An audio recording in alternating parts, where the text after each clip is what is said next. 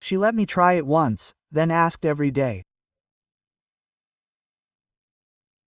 The story I want to tell concerns me and my now ex-girlfriend. But could I have imagined back then that she was like this? After so many years together, this is how it all happened. And how did it all begin? I met Nastia when I was 22 years old. She worked as an administrator at the gym I went to. I noticed her right away. She was pretty, smiling, always friendly. For several months, I just said hello to her when I came to work out. Then I decided to approach her, get to know her better. She agreed to meet. 5 years have passed since that evening. Nastia was my first serious girlfriend. Before her, there were some short-term romances, school crushes, but nothing real. But with Nastia, everything was different. We quickly got together and started seeing each other every day. 6 months later, I asked her to move in with me. She agreed. We lived in my one-room apartment, which I rented in an old house on the outskirts of the city. The apartment was small, but it was enough for us. Nastia immediately got down to business, buying new curtains, laying a rug, and arranging flowers on the windowsills. A woman's hands transform everything. I'd come home tired, but my home was cozy, warm, and dinner was ready. We'd sit in the evenings, watch movies, talk, and make plans. I was working as a foreman at a small factory at the time. The salary was average, but regular. Nastia continued working at the same gym. We didn't have enough money for big expenses, but we didn't complain. We saved little by little, dreaming of a wedding, our own place, and children someday. Nastia was a good girl, caring, attentive, and a homemaker. She cooked deliciously and kept the house tidy. I also tried to be worthy of her. After work, we went straight home, no hanging out with friends. We spent weekends together, going to the movies, walking in the park. My parents on both sides were happy with our relationship. My mother especially loved Nastia. She said I'd found a good girl. Everything changed in the spring. In early May, Nastia was sent to a course. The gym management decided to improve the administrator's qualifications and sent them to study in a neighboring city. The course was supposed to last 2 weeks, 14 days without her. I was sad to say goodbye, but I understood it was important for her work. On Saturday morning, Nastia was packing her suitcase. I helped her pack.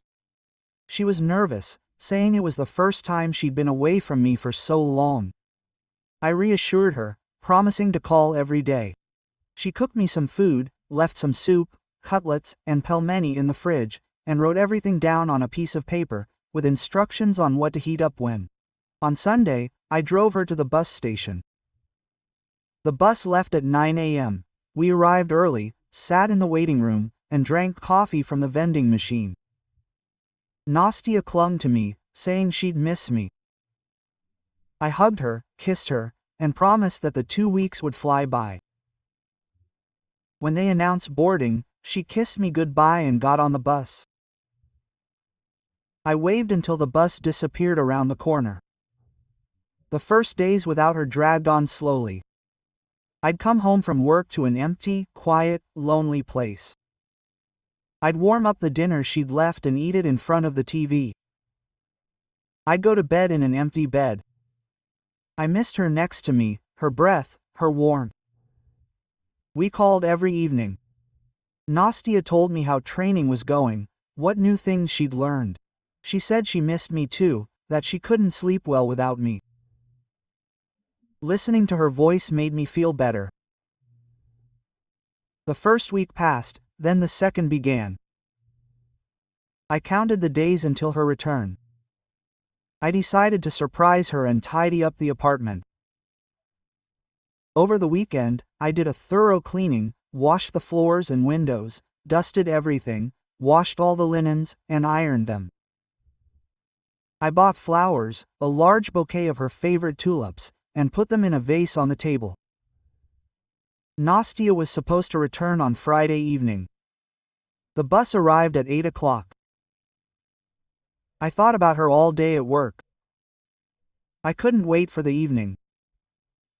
I left work early, came home, changed into a clean shirt, picked up a bouquet, and went to the bus station.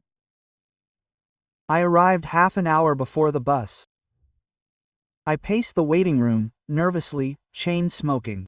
I glanced at my watch. Time dragged on painfully slowly. Finally, the board showed the bus's arrival. I went out onto the platform and stood by the exit. The bus pulled up and stopped.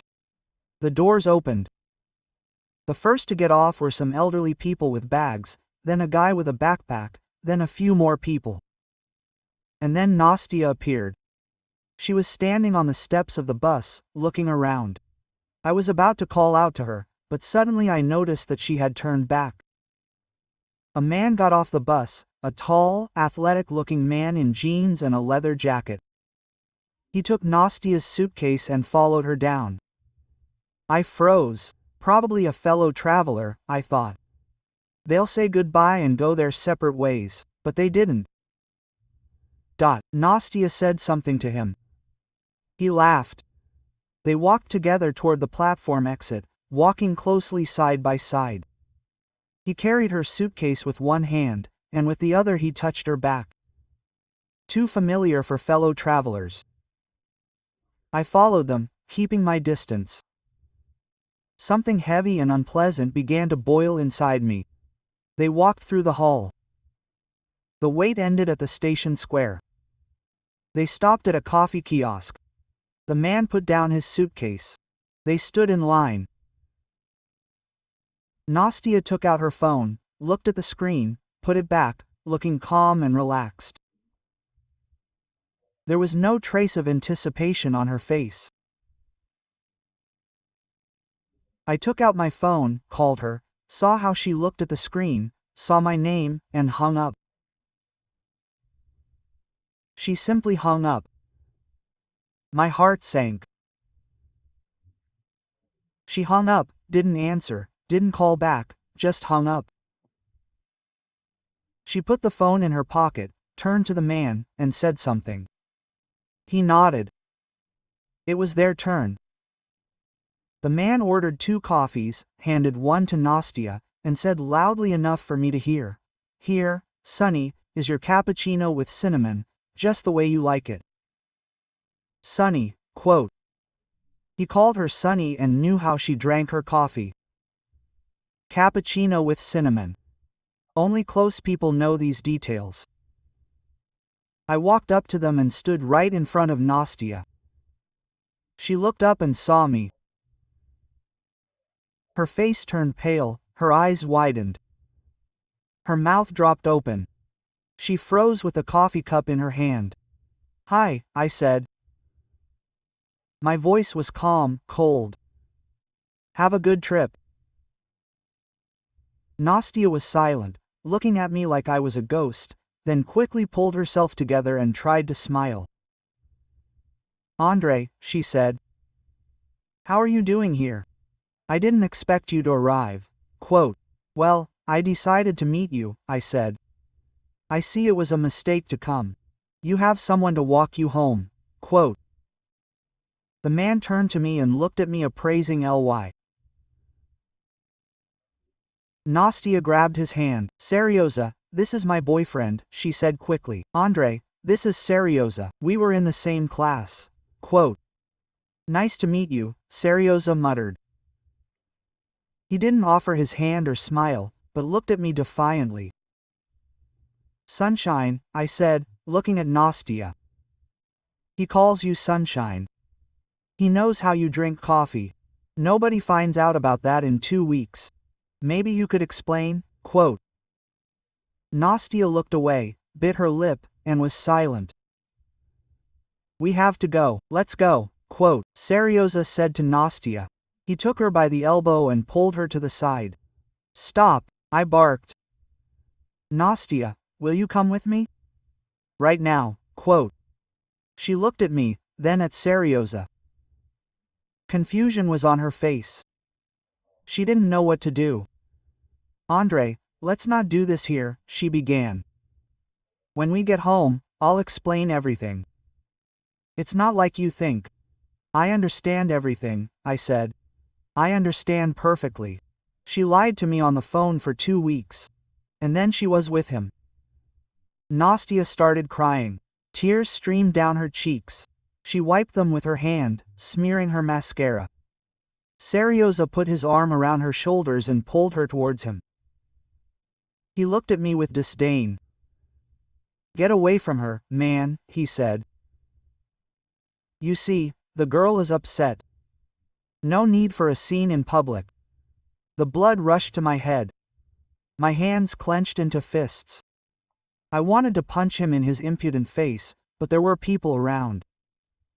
The station square was full of people. I didn't want a scandal or a police fight.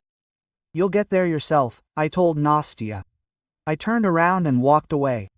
I walked quickly, without looking back. My legs carried me on their own. I didn't feel the ground beneath me. I reached the car and got behind the wheel. My hands were shaking so much that I couldn't get the key into the ignition. I sat for a few minutes, trying to calm down, then started the engine and drove home. I drove slowly, mechanically. I don't remember the way. I arrived home, went up to the apartment, locked the door, went into the room, sat on the sofa, looked at the bouquet of tulips on the table, these flowers that I bought for the meeting. I got up, took the vase, carried it to the kitchen, poured the water into the sink, threw the flowers in the trash can, sat back on the sofa. I put my head in my hands. My head was in chaos. My thoughts were confused, crashing into each other. 2 weeks, all these 2 weeks she was with him. She called me in the evenings, told me about the courses, about the training, and slept with someone else. She lied to me every day. She looked me in the eyes through a video call and lied. An hour passed, maybe 2. There was a knock on the door, then the doorbell, then another knock, more insistent. I didn't open it. I sat in silence. "Andre, it's me, Nastya," she screamed from behind the door. "Please open up, we need to talk. I'll explain everything." I was silent. I didn't want to see her. I didn't want to hear her. "There's nothing to explain. Everything is clear. Andre, please," her voice was shaking. "I love you. It was a mistake. Forgive me." Nastya knocked on the door for another 10 minutes, then it went quiet. I heard her sob and sit on the floor by the door, sit there for a while, then get up and leave. I heard her footsteps fade away in the entryway. I got up from the couch, went to the kitchen, and opened the refrigerator.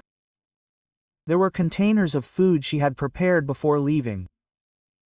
I took it all out and threw it all in the trash. I didn't want to eat her food. I didn't want anything that would remind me of her. I went to bed late and couldn't fall asleep for a long time. I tossed and turned, staring at the ceiling. Before my eyes stood the image of her standing with that man, how he called her sunshine, how she rejected my call. My chest ached, pressing heavily. I fell asleep in the early morning in a heavy, restless sleep, woke up to the sound of my phone ringing. Nastya rejected it. A minute later, it called again. I rejected it again. Then the messages came, long text messages. That it was a mistake, that she only loved me, that she wanted to fix everything.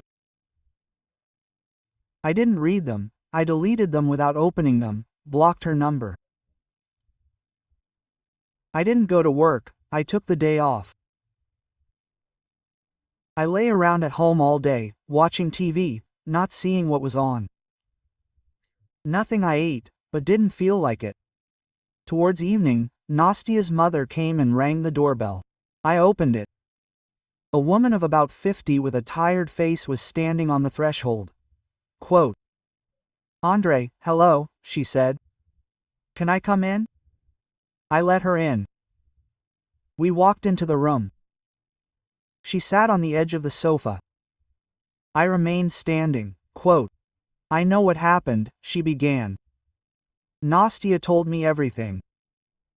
Andre, she's very worried, she's crying non-stop. She says she did something stupid. Please give her a chance. She loves you." It was a moment of weakness. A moment of weakness, I repeated. 2 weeks is a moment of weakness. I'm sorry, but I don't think so. People make mistakes, Nastia's mother continued. You understand, she's young, stupid, gave in to persuasion, but she realized it, she repents. Forgive her. I shook my head. If she loved me, I said, she wouldn't have done this. Love doesn't allow it. I'm sorry, but I can't forgive. I don't want to. Let her pack her things and take them. I'll put everything in a bag and leave it by the door. Nastia's mother stood up, nodded, and realized that she couldn't convince her otherwise. She walked to the exit and turned around at the threshold. It's a pity, she said. You were a good couple. I wish you happiness, Andre. She left. I closed the door, went into the room, opened the closet, and started taking out Nastia's things: dresses, blouses, jeans, shoes. I put everything in large bags, working mechanically without thinking. I took her cosmetics, perfume, and creams from the shelf, putting everything in bags. From the bathroom, I took her shampoo, gels, and washcloths, putting everything in bags. An hour later, I had collected everything. 4 large bags were standing in the hallway. I texted her from another number, a friend's number. The things are ready. Pick them up when you can, I'll leave them at the front door. Don't expect an answer. In the evening, I took the bag out and put it at the entrance to the building. I called a friend and asked him to write to Nastia that the things were downstairs. I went up to my apartment and closed the door. I never saw her again. A week passed, a hard, long week. I went to work like a zombie, doing everything automatically. I sat alone at home, drinking beer, watching TV. Friends called and proposed. I wanted to meet up, get my mind off things. I refused, didn't want to talk to anyone. After 2 weeks, it got better. The pain dulled, became less acute. I began to understand that life goes on. I had to move on. I removed everything from the apartment that reminded me of Anastasia. Photos, her gifts, all sorts of little things. I threw everything out, rearranged the furniture, moved it around so it wouldn't remind me of the time when we lived together. Work helped me distract myself. I started staying late, taking extra shifts, getting tired, coming home, falling asleep. There was no time to think, to worry. So a month passed, then a second. I learned from friends that Nastia had returned to her parents, that she had quit her job at the gym, that she wasn't dating anyone, sitting at home. They said she had lost a lot of weight, had become haggard. Her mother was worried about her, taking her to doctors. I didn't care. My heart turned to stone, I felt no pity. 6 months passed. I was slowly coming to my senses. Life was entering a new direction. I met a girl, Olya. She worked in the next department at the factory. We crossed paths a few times, saying hello at work, then getting into a conversation in the cafeteria over lunch. She was simple, open, and cheerful. It was easy with her. I invited her to the movies, and she agreed. We started dating. I was in no rush to get serious, afraid of a repeat. But Olya was different, honest, straightforward, without any games. Gradually, I thawed, began to trust and feel again. With Solia, I wasn't afraid to be myself. I could talk about everything, even the past. She listened, didn't judge, just was there. One summer, we were walking around the city, stopped at a shopping center, walked around, window shopping. And suddenly I saw Nastia. She was standing outside a clothing store, looking at the display. I recognized her immediately, even though she had changed. She had lost weight, looked very haggard. Her hair had become dull. She looked older, much older than she had 6 months ago. Olya noticed that I had frozen. What happened? She asked. I answered quietly. Olya looked there and nodded. Quote, "Do you want us to leave?" She suggested. "No," I said. "Everything is fine." At that moment, Nastia turned around. She saw me. Her face distorted. She took a step towards us, then stopped. I saw her swallow nervously, then slowly approached, stopping a couple of meters away. Quote, "Hi, Andre," she said. Her voice was quiet, trembling. Quote, "Hello," I answered calmly. Nastia turned her gaze to Olya. She was standing next to me, holding my hand. Nastia understood. Pain flashed in her eyes. She nodded. Quote, "I see you're doing well," she said. "I'm glad. I really am." "Thank you," I said. "How are you?" She answered. "I'm working somewhere else. Trying to get my life together. Andre, I'm so sorry. For everything. I was a fool. I ruined everything. Forgive me if you can." I looked at her. A broken woman stood before me, nothing left of the Nastia I knew. She looked unhappy, devastated. I felt sorry for her. Not because I loved her. Love passed long ago. I just feel sorry for her as a human being. "I forgave her long ago," I said. "Keeping anger inside is harmful. I let everything go. I wish you happiness, Nastia. I sincerely do." Quote. Tears welled up in her eyes. She nodded, nodding she couldn't speak, turned around and walked away quickly. I watched her. Then Olya squeezed my hand. "Did you love me deeply?" she asked. "I thought you did," I answered. "But true love doesn't betray." So it wasn't it. We moved on. Olya's hand in mine was warm, reliable. I realized that the past was behind us. A new life, new feelings, new happiness lay ahead. And I was ready for it. A year passed.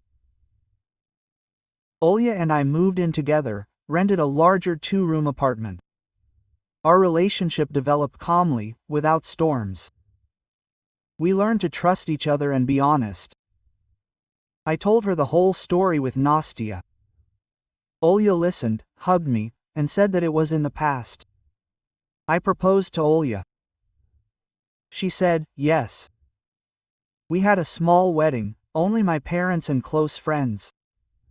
It was warm, cozy, and soulful. My mother cried with happiness, saying that I found a good wife. Now 3 years have passed since that evening at the bus station. 3 years since my old life collapsed. I look at those events calmly, without pain. Nastia made her choice. I made mine. And it's right. I have a wife whom I love and who loves me. I have a job, a home, plans for the future. Olya and I talk about children. We will soon move into our own apartment. We saved up for a down payment, took out a mortgage. Everything is going well. And that story with Nastia became a lesson. It taught me to value honesty, loyalty, trust, taught me not to take for granted what is close by. Thanks to that lesson, I will never repeat her mistakes. I will never betray Olya, because I know how much pain it causes. I am grateful to fate for showing me the truth in time, before the wedding, before children, before joint property. It is better to find out now than in 10 years. It is better to break up now than to live in deception. Sometimes life hits us to teach us something important. The pain I experienced made me stronger, wiser. I stopped being a naive romantic, became a realist, but I didn't lose the ability to love. I just learned to choose the right people. That's the story. Sad, but with a happy ending. Because a real happy ending isn't when everything is perfect. It's when you learn lessons, grow, become better, and find someone worthy of you. And I found them.